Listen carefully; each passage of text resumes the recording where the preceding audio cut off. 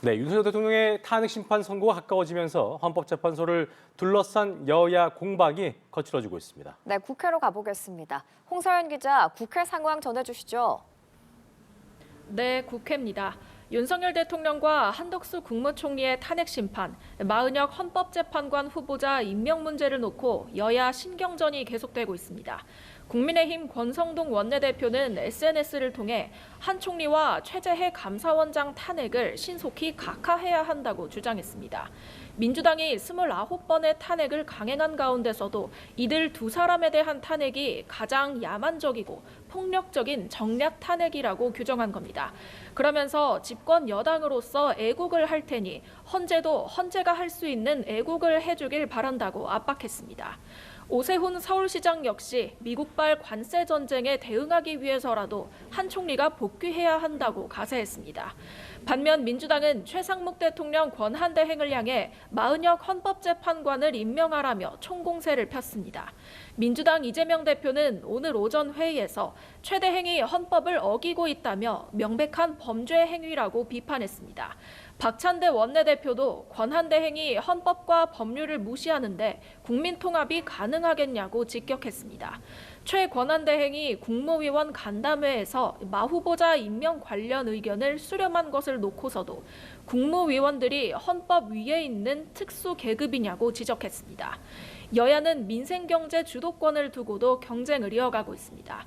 국민의힘 권성동 원내대표는 오전 포스코 포항제철소를 찾아 철강산업의 지원 법안을 조속히 발의하겠다고 밝혔습니다. 민주당 이재명 대표는 한국경제인협회와 민생경제간담회를 열어 상법 개정안과 반도체 특별법 관련 논의를 시작했습니다. 여야가 정부를 제외한 여야 협의회를 가동하기로 한 가운데 정책 주도권을 두고 경쟁을 벌이는 모양새입니다. 네, 이재명 대표가 던진 화두죠. 한국판 엔비디아의 지분 공유를 놓고도 여진이 계속되고 있다고요. 네, 그렇습니다. 이재명 대표가 국부펀드의 투자로 한국의 엔비디아 같은 회사가 생기면 일부 지분을 국민이 나눌 수 있다고 발언한 게 발단이 됐는데요. 국민의힘은 오늘도 시장 원리를 철저히 무시한 공상적인 계획 경제에 불과하다고 비판했습니다.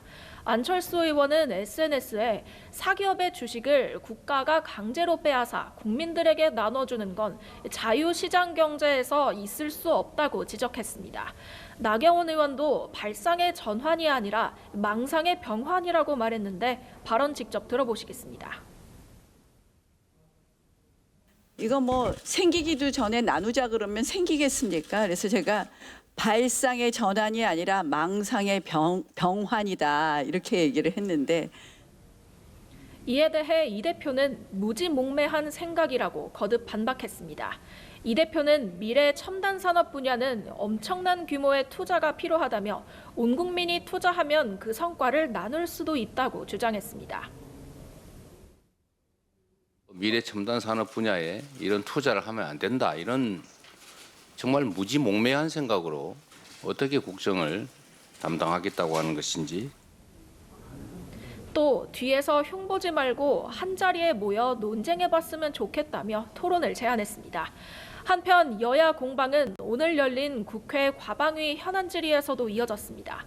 여당은 선관위의 가족 특혜 채용 등을 언급하며 부정선거 음모론의 토양을 선관위가 제공한 게 아니냐고 공격했고, 야당은 부정선거론을 가짜뉴스로 규정하며 윤 대통령이 부정선거 망상에서 벗어나지 못하니 믿는 사람들이 많다고 비판했습니다.